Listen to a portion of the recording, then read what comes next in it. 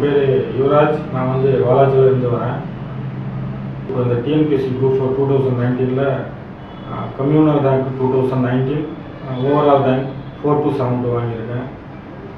என்னுடைய family background பார்த்தீங்கன்னா நம்ம வீவர்ஸ், அதாவது நெசவு தொழில் பண்ணிகிட்ருக்கோம். நான் வந்து என்னுடைய குடும்பத்தில் நான் தான் முதல் மாதம் 10th கிராஸ் பண்ணது. நான் பிஇ மெக்கானிக்கல் கம்ப்ளீட் பண்ணியிருக்கேன். அது கம்ப்ளீட் பண்ண பிறகு அந்த ஒரு இன்டென்ஷன்லேயே, அதாவது மெக்கானிக்கல் ஜாப் மட்டும்தான் பண்ணணுன்ற ஒரு இன்டென்ஷன்லேயே இருந்தேன். அதுக்காக 1 இயர் வேஸ்ட் பண்ண டைம் கூட அந்த ஜாப் தான் கிடைக்கணுன்றதுக்காக. அப்புறம் அதுக்குன்னு போயிட்டு அது ஒரு 2 இயர்ஸ் ஜாப் பண்ணிவிட்டு அது செட்டே ஆகாமல் கடைசியாக வேறு வழியே இல்லைன்னு சொல்லிட்டு தான் இந்த டிஎன்பிஎஸ்சி உள்ளே வந்தேன். வந்த பிறகு 2016 ஃபஸ்ட் டைம் அட்டன் பண்ண போகிறேன். அப்போ தான் அப்படி படிக்கும்போது தான் சரி ஏதாவது ஒரு புக்கு வாங்கி படிக்கலான்னு இந்த வேலூர் பஸ் ஸ்டாண்டில் போய்ட்டு ஒரு புக்கு வாங்கி படித்தேன்.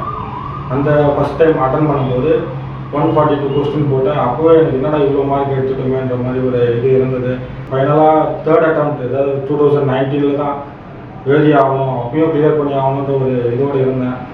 சரி இப்போயாவது ஏதாவது ஒரு இன்ஸ்டிடியூட்டில் ஜாயின் பண்ணி பாஸ் பண்ணிடலாம்ன்ற மாதிரி இருந்தபோது தான் சரி எந்த பக்கம் போகலாம், காஞ்சிபுரம் போகலாமா இல்லை வேலூர் சைடில் போகலாமான்ற மாதிரி இருக்கும்போது தான் சரி ஃப்ரெண்ட்ஸு சொன்னாங்க, சரி சென்னை ஐஏஎஸ் அகாடமி போகலாம், அங்கே போய் படித்து பார்த்தா ஏதாவது கிளியர் பண்ண முடியும் நாங்கள் சொன்னபோது தான் சரின்னு சென்னை ஐஏஎஸ் அகாடமி வந்து ஜாயின் பண்ணேன்.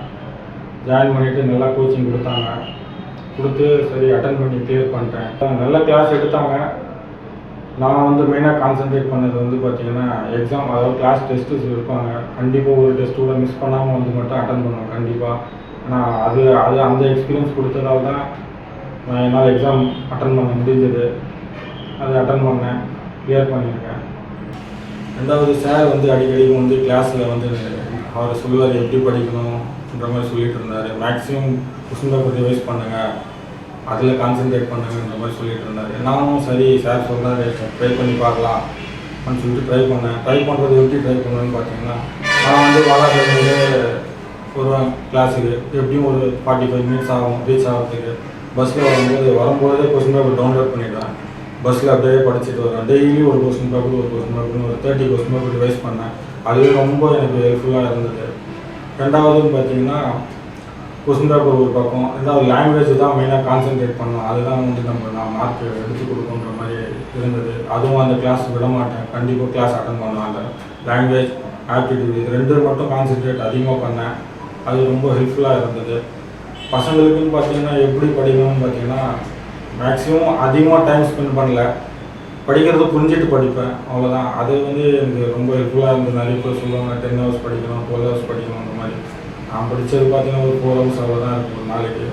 அந்த 4 ஹவர்ஸ்லையும் எப்படி படிப்பேன், புரிஞ்சுட்டு படித்ததில் இந்த ரேங்க் வாங்க முடியுது.